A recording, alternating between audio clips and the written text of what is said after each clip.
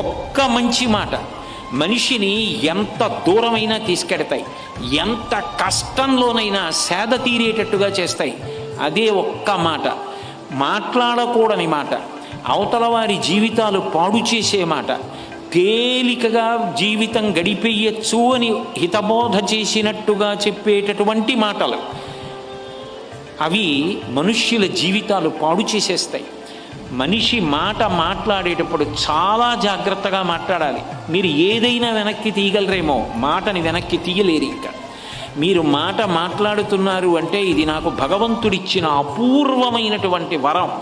ఈ మాట చేత నేను 10 మందికి వికసనాన్ని కల్పిస్తున్నానా, ఎవరి మనసు నొచ్చుకోకుండా మాట్లాడుతున్నానా, నా మాట చేత 10 మందికి జ్ఞానము కలిగి 10 మందికి ఏవైనా మంచి విషయాలు అందే అవకాశం ఉందా అని పరిశీలించుకోకపోతే భగవంతుడి ఇచ్చిన స్వరపేటిక, భగవంతుడిచ్చిన మాట